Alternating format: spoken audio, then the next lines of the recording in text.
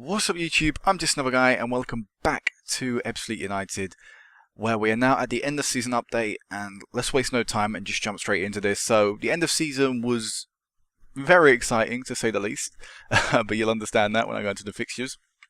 But we'll just jump into the league itself. So we won the league, we did end up going up as champions as I expected to, but we were made to fight for it.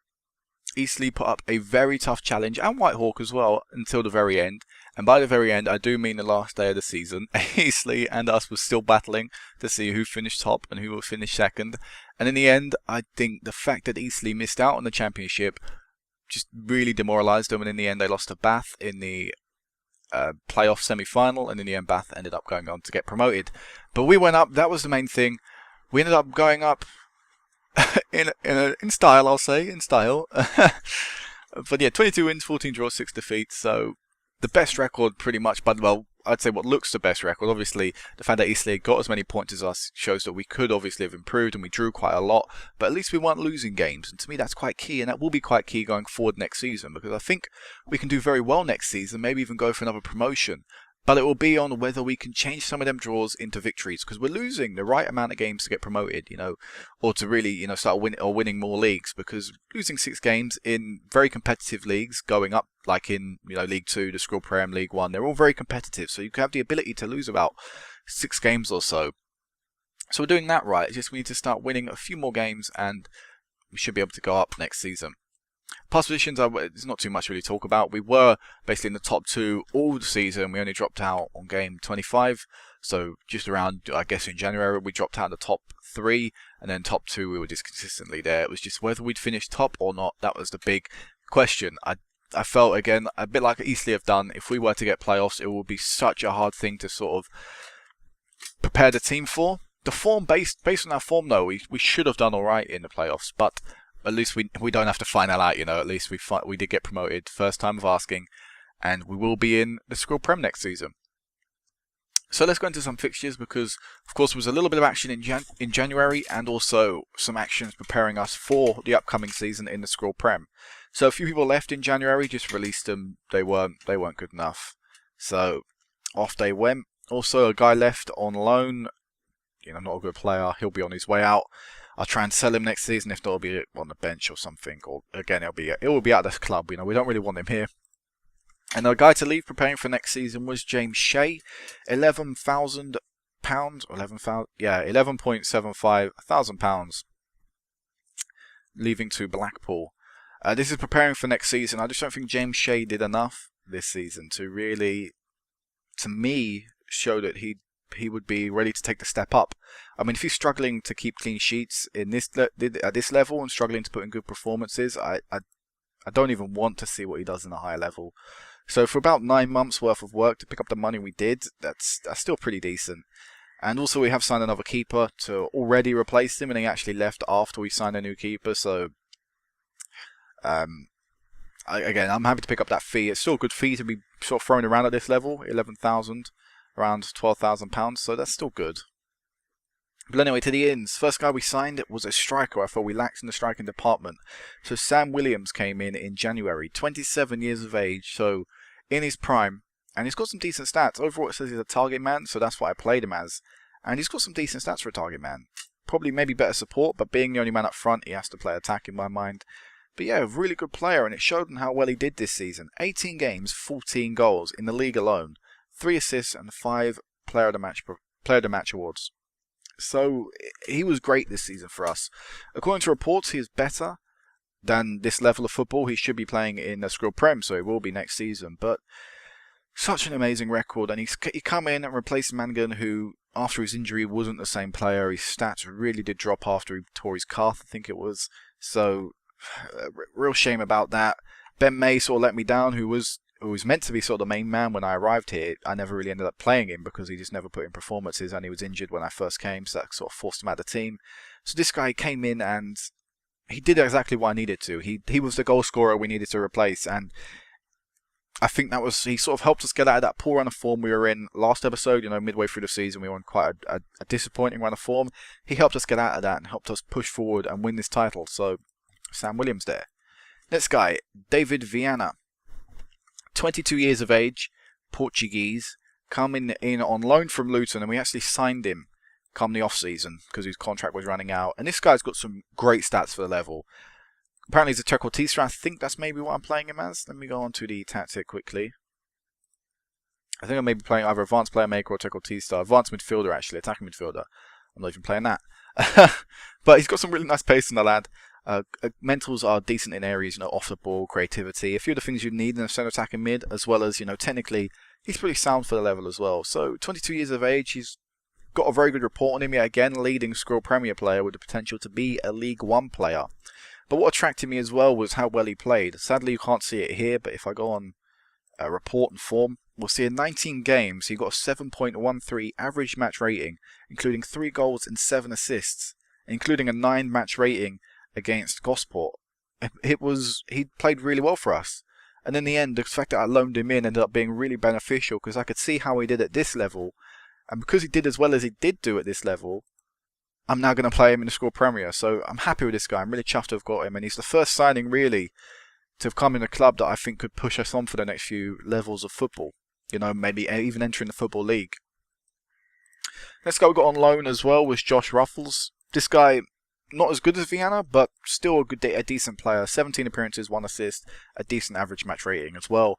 Report-wise as well, though, pretty similar to Viana. It's just that we need another centre mid option, and this guy offered it. And as I say, he didn't do too bad. He didn't play great, which is sort of why I'm not after him. That and the fact that I would have to play 26,000, and I don't really feel like throwing money around at this level. I don't think it's beneficial. But yeah, he was alright. I mean, the second half of the season, it was decent. And also, I don't think we were paying a wage for this guy. I don't think so, no. Not paying a wage for either of these guys, actually, originally. So, I was really happy just to get these guys in. Not only did they add squad depth, but they actually ended up coming in to influence the first team. But the 2 signings we brought in preparing for next season. First guy, maybe quite a shock for some people. Mike Taylor. For those of you who can remember him, he was a really good player for Birmingham back in the day. He also helped Fulham get to the Premier League for the first time, I think it was in their history. Now, of course, they're not even in the Premier League, but he helped them get there. Also a member of Southampton. So, pretty long career and a lot of it playing at the top level or the top 2 levels. So, he's dropped down quite a way to come to us. But despite his age at 42, I still think he's a good enough keeper to play at this level. And to me, age is just a number. I mean, I know a lot of people on FM, they sign youngsters, and of course I do also tend to sign youngsters. But if I do find someone age 40-something or the latter age of 30 or something, who's still good enough to play in the team, I will of course sign him, especially if he's goalkeeper. Goalkeepers don't really need things like pace and acceleration, and he's still got decent reflexes and things like that. And even in comparison to Edwards, who is of course still our keeper, he's still overall decent. I want to go to attributes. He's still better than him in most areas. Work rate, of course, that's just something that is not really great with age, things like that. So I'm really happy to have Taylor. Not only that, he offers a goalkeeping coach option, which we needed. We can now get a few more coaches, so that is, again, beneficial to the team to have a goalkeeping coach. But yeah, I'm really happy with this guy. I really am happy with him. And of course, you already know that Viana, we signed him on a full deal on a free transfer. So those are transfers, not really much happening this season, but overall I was pretty happy with the team that it'd be good enough to get us promoted, and in the end it was. Well, anyway, to the fixtures, and onto, for some reason it decided it didn't want to show me the fixtures. Anyway, to the proper fixtures. Now it's letting me scroll down. Last time I left you off was the Sutton United 1-0 defeat, and then we went on a really good run of form. It didn't start off ideally, because really we were sort of continuing on the bad run of form that we were on, as we drew to Bromley, Dover. Oh, sorry about that. Dover, Bromley again. So, not the best run of form to start it off, but then we hit our stride yet again, as we had at the start of the season, as we beat Havant and Waterlooville 2-1 with 2 injury time goals, one from Dominic Green and one from Felicitas. Then we beat Chelmsford 3-1. Drawing to Bishop Stropford, beating Eastleigh 1-0, which, of course, at the end of the season was a massive result with an injury time winner from Lorraine. Beat Western Supermare 2-1. Concord Rangers beat them as well. Staines 4-0, hat-trick for Sam Williams. Gosport we won 5-0, hat-trick for Richard Levitt. Then we lost 2 games on the bounce, which was really disappointing.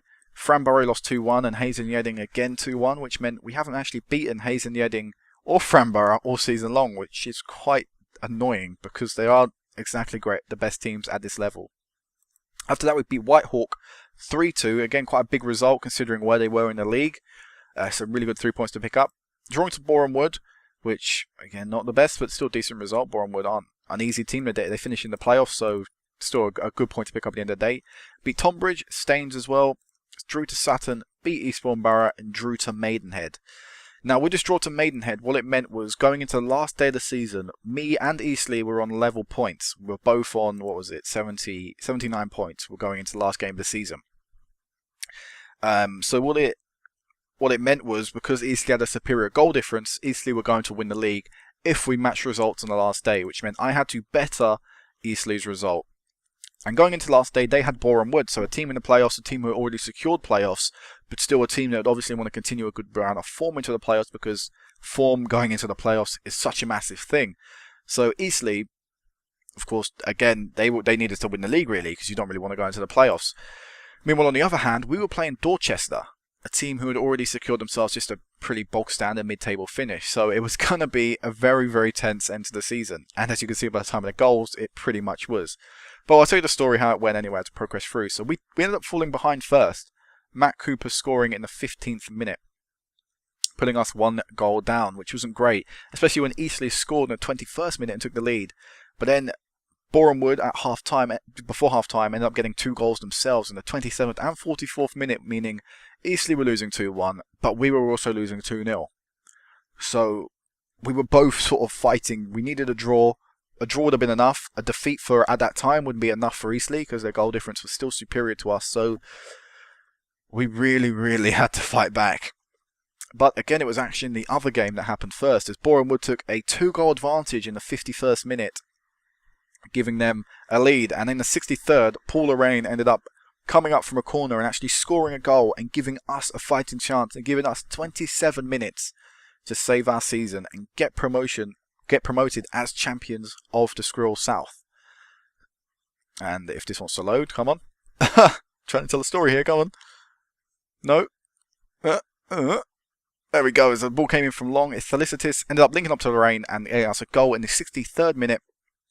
Meaning we had, again, like I say, 27 minutes to get the equalising goal as Boreham Wood had a 2-goal advantage. Eastleigh did get one back in the 80th minute, which meant, for the last 10, I thought, oh, maybe they'll get one back. And that won't be good because we didn't look like scoring really. We were throwing a lot forward, but nothing was really troubling too much. So it was real worrying that Eastleigh might have had to fight back on, end up getting a draw, and would mean we had to win.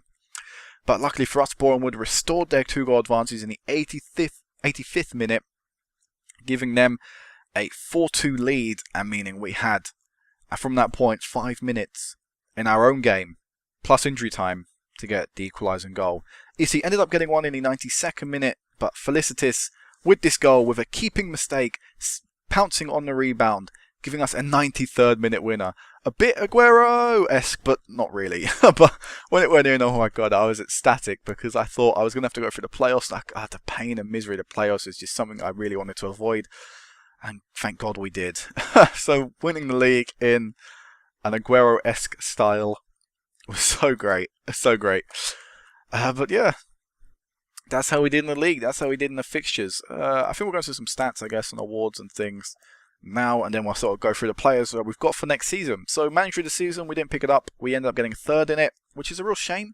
But when you look at Bath and Basingstoke, who are teams that aren't exactly predicted to go up there, Bath were expected to finish 11th from Basingstoke 15th. When you end up looking at the fact that they finished 5th and 7th, they did probably deserve it. But real shame that we, didn't end up finishing higher in that. I would say 2nd, maybe arguably we deserved. Anyway, back to the awards. Player of the season ended up going to Michael West. He was incredible this year. 15 goals, 17 assists, a 7.38 average match rating. Such a good player. I'd really recommend signing this guy if you can, because he's just so good. I mean, he'd be worth a lot, but he's worth a lot currently anyway, a decent amount, like 72,000. But I reckon you could probably get him for 100k, and he's probably good enough for League 2, maybe even League 1 level. So, yeah, this guy's great. And plus, he can play everywhere, pretty much, in the midfield role. So, that versatility is really needed. And then top goal scorer, we didn't end up getting anywhere in this. We just couldn't. We just couldn't field in that. But stats-wise, how do we do? Player-wise, Michael West, highest average rating. Lorraine won the third most games. Michael West came 4th in the assists. Player of the matches, he came 5th. Varane covered the highest distance per 90 minutes. That's actually a great stat to have. A worker. That's what you want in your team, always someone who would work hard and just constantly keep on running. But yeah, I think this is it really to show for the league. Let's go into our team though. And what I like to do at the end of every season is I like to sort out my players that I'm going to keep for next year and organise, what would be my starting 11 if the season were to start tomorrow. And this is what I've got. I've got Taylor in goal, Purchase, Mambo, Lorraine, Buck, Child, Long, West, Viana, Levitt and Williams. So obviously instantly you can sort of see that Buck, the left back, isn't good enough. He's not going to be good enough. And Chris Childs as well arguably won't be good enough. And ideally to me I want to get a new right back. Purchase just hasn't played well this season. It's been abysmal, he's been shocking whenever he's been playing. So I need a new right back as well. So we need a few positions we're going to ideally strengthen on. I've already got a few signings as well, which I will go through that will come in once their contracts expire. But this is the team ideally, and I'd say the strongest part of the pitch is the attacking midfielders. But I'm going to go through the whole starting 11 anyway. So his Purchase, not great. Like I said, I'm going to look to replace him ideally. After that we have Mambo, 22 years of age, such a good player. Again, probably good enough beyond the level of this level anyway, beyond the ability of this level I should say. Leading League 2 player, again arguably if you're in a League 2, this guy starts off on a non-contract, try and sign Mambo. Really good player. Not got pace, but he more than makes up for it, and at this level, pace isn't, you aren't really penalised on not having pace at the centre-back, so Mambo's been great this season. Same with Lorraine, I don't think he'll be playing too much next season because we've already signed a replacement left-back, but a really good player, really key player as well, but I don't think he's capable of moving up the level. But I will keep him here, he'll be a backup player maybe. I don't know, he's on a decent wage, in comparison to what some of the newbies will be on, so I'm happy to keep him for now.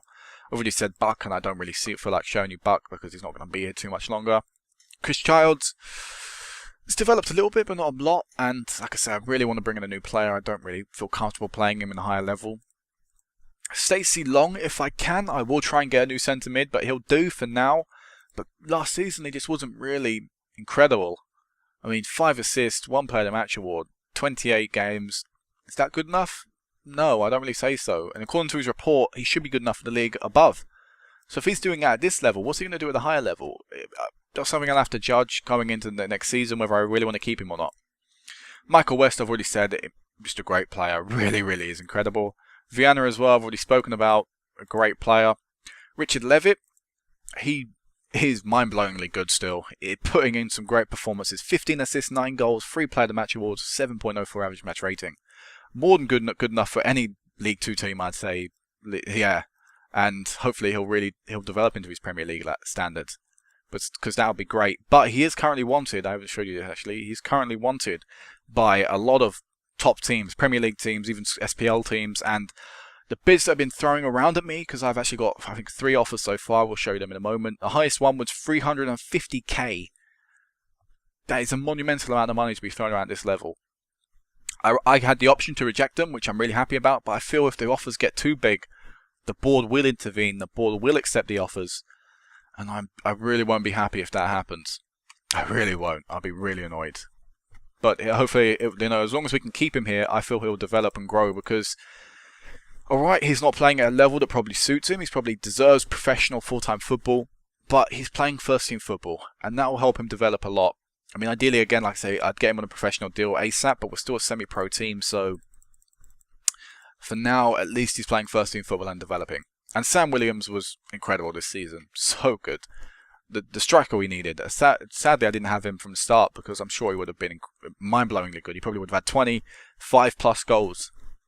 And the benches, I'm not really going to talk too much about. Edwards may stay here as a backup keeper. I'm not too sure yet. If a good enough deal came in, I'd sell him in a heartbeat. But for now, he'll be a good option to have to sort of challenge Taylor. But I do have a youngster as well, John Bedford, who I wouldn't be too worried about if I had him on the bench. He's good enough for the Skrill South level, decent enough anyway, with some League 1 potential. So if this guy was on the bench, I wouldn't really mind calling upon him if he ever had to play.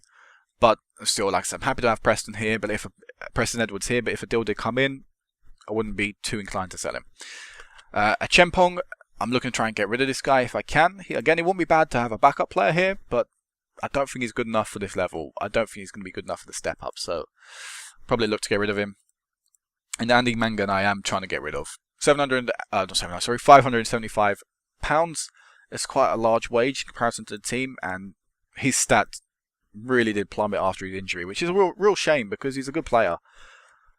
Of course, you never want to see your good player just stats suddenly drop, and now you're struggling to find someone to come in. But yeah, as you can see, our squad's looking pretty thin. I am getting rid of a lot of people, though. Look at that. All them people leaving £800 a week as well. Some quite hefty wages are leaving the wage bill. But I just don't think these guys are going to be beneficial in the higher leagues. Even Dominic Green, who played well last season, you know, going some good performances, I just don't feel he's going to be good enough for the step up.